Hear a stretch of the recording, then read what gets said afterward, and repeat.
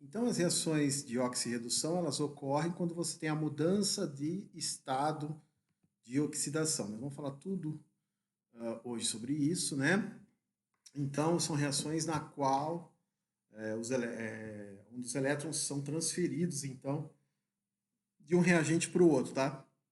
Nós chamamos de reação redox ou reação de oxidação e redução. Vamos dar alguns exemplos dessas reações, né? E na maioria dos casos você vai ter, em muitos casos, não na maioria, mas em muitos casos, essa reação ela ocorre com a presença da água, né? A presença do oxigênio, né? Por exemplo, aqui, olha, o ferro quando reage com o oxigênio, ele forma o ferrugem, né? Que é esse óxido de ferro. Pessoal, há uma tensão aqui, vamos lá. Primeiro, vamos balanceando essa reação, nós vamos aprender a balancear, tem as regras para balancear essa reação, mas se vocês olharem aqui, o ferro está no estado sólido e o oxigênio no estado gasoso. É uma dos motivos pelo qual nós temos o que? Uma diferença de fase. Olha que interessante, é uma reação entre sólido e gás. Né? Muito comum em química, a reação de sólido e gás. A gente coloca o S, o G de gás, formando outro sólido. Então você vai ter o quê? Uma das fases vai desaparecer, né, pessoal? Você deixa de ter a fase gasosa para ter só a fase sólida. E o mais interessante é que você tem a formação aqui, nós colocamos do Fe2O3, que é o ferrugem, tá? A gente chama de ferrugem, é o ferro oxidado. Digo mais algumas coisas para vocês. Notem que neste caso aqui, o ferro, se a gente for olhar o estado de oxidação do ferro, ele é 3+. Vamos aprender a fazer isso. Então, é um tipo de óxido de ferro. Existem vários tipos de óxidos de ferro, tá?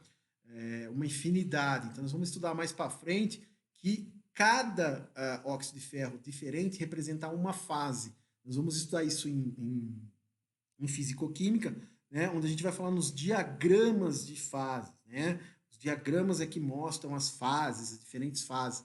Mesmo na fase sólida, vocês vão ter subfases ali para representar isso. Mas aqui é uma maneira geral de mostrar que essa é uma reação de oxidação e redução. A combustão, que vocês conhecem muito bem, né? Por exemplo, aqui nós temos uma octana, né? Onde você vai ter duas moléculas reagindo com 25 moléculas de O2. Notem que neste caso, tá? É por isso que você, durante a combustão nos carros, você tem a entrada dos gases, né? Porque você precisa do O2 para que haja reação de oxidação e redução, onde você tem a presença, então, do CO2, né? E o produto também, como subproduto, que vai ser a água, né? Aqui nós temos também o caminho inverso da eletrólise, né, pessoal? Nós temos aqui a reação de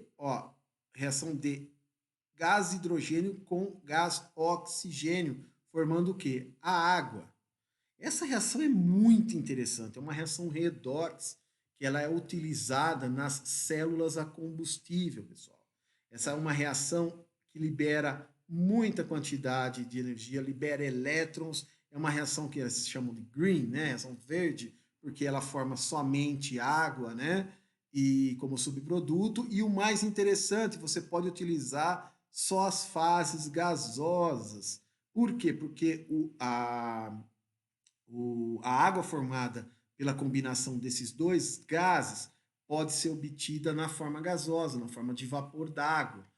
Interessante, né? Então a gente vai estudar muito essa reação aqui de oxidação e redução. Né? Existem projetos já onde você tem então o que a gente chama de células a combustível, né? Que envolve então esses dois, esse combustível, né? E o oxigênio, o hidrogênio como sendo combustível, né? Em substituição aqui, olha, em substituição aqui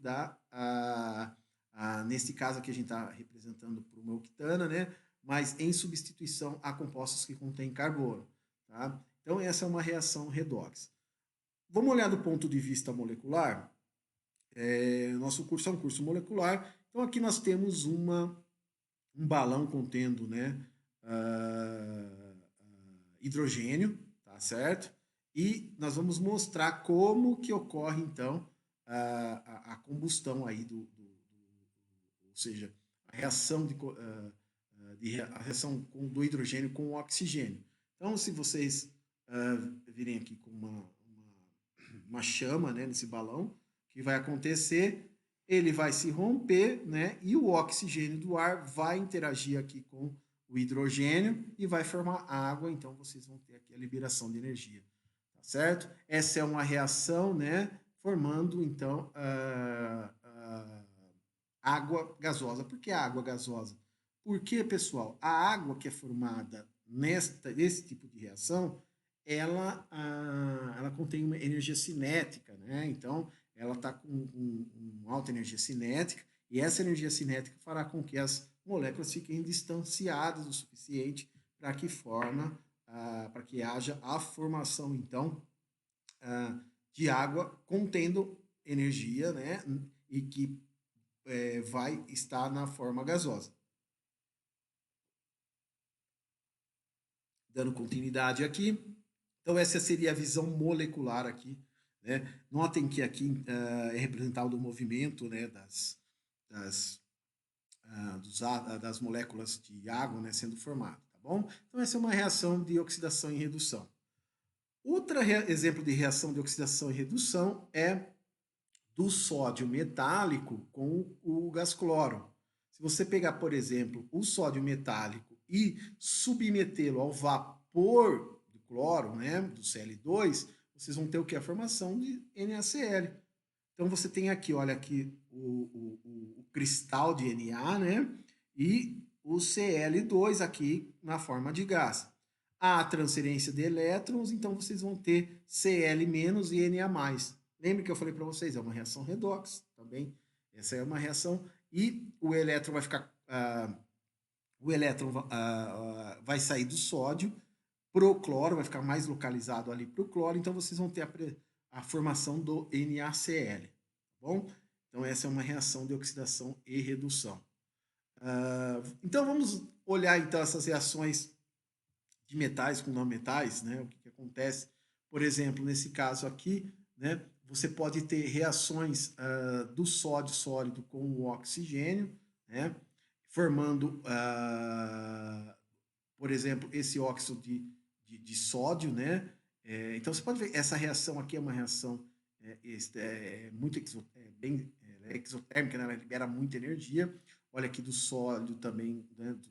Com o gás formando NaCl. Então são tipos de reação de metal com reações de não metais, né?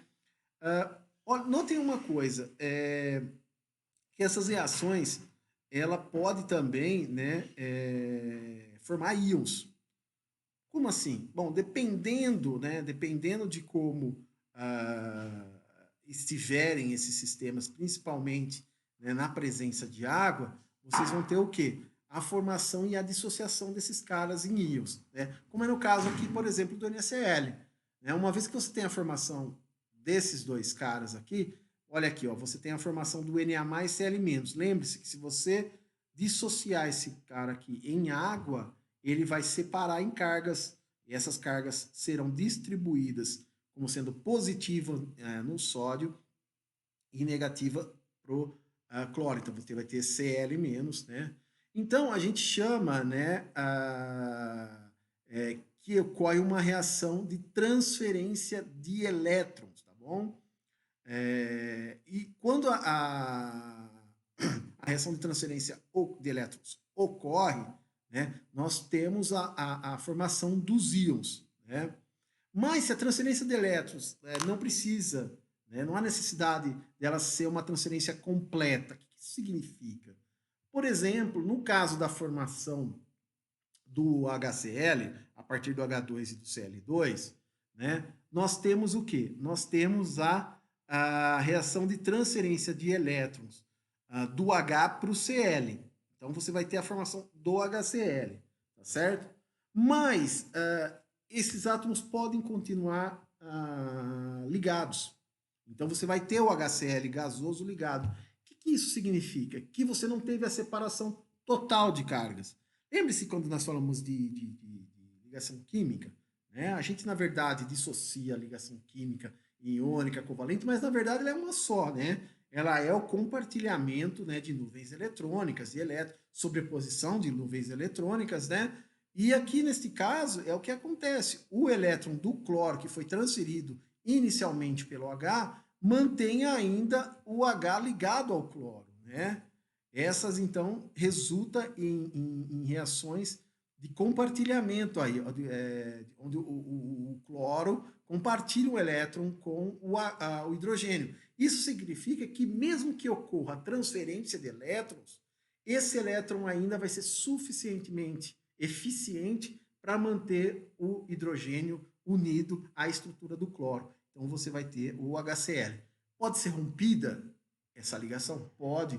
Como? Por exemplo, se você borbulhar o gás, o HCl em água, o que vai acontecer? Vai separar as cargas vão separar, né? E você vai ter o H mais de um lado e o Cl menos do outro. Isso significa que a reação ela vai ser, a transferência de elétron ela vai ser completa, né, quando você tiver a separação total dessas duas cargas, tá bom? Então, lembrando, uma reação redox pode acontecer, pode haver a transferência de elétron de um átomo para o outro, então a reação eletroquímica ocorre, a reação redox ocorre, só que o que acontece é que muitas vezes você pode manter a estrutura ainda da molécula, né? Você pode manter os átomos unidos. E aí a gente fala que a reação de transferência de elétron ela não é completa, ou seja, ela ficou naquele ambiente químico que, no caso aqui, é a mistura do H2 com o Cl2. Então, duas coisas que vocês devem ter em mente. Reações de transferência de elétrons ocorrem quando tem uma reação química, tá? E essa reação química ocorre a transferência de elétrons de um átomo para o outro, como no caso do H2 para o Cl2. Se por um acaso você não tem a separação de cargas ou você tem a formação de um composto só, aqui, por exemplo, você não tem a formação de dois compostos, um oxidado e outro no estado reduzido, o que acontece? Você tem, então, na verdade, uma transferência de elétrons que ela não é completa, por assim dizer. Ou seja, ela é qualificada como uma reação de redox, né, de oxidação e redução, mas ainda o elétron mantém a estrutura, né, do produto. Então isso é muito interessante, tá bom?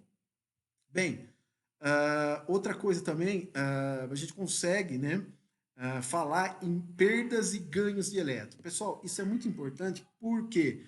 Porque a perda e o ganho de elétrons, esse processo ele vai estar associado ao quê?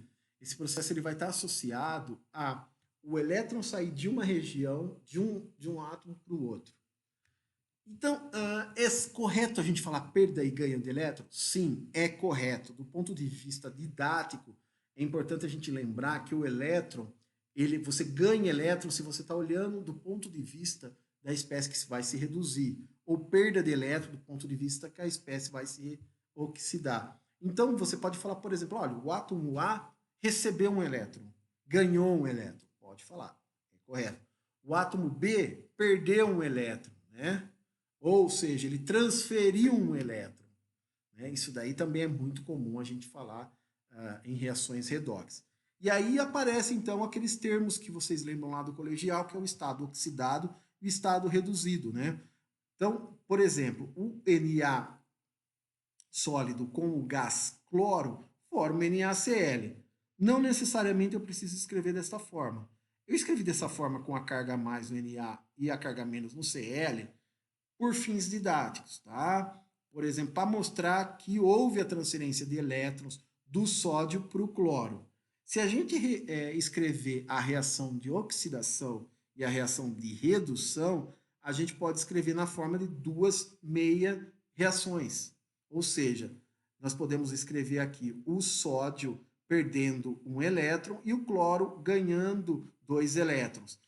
Aqui eu estou falando Cl2, então a reação ela vai ser 2Na para 1Cl2, ela já está balanceada aqui. Tá?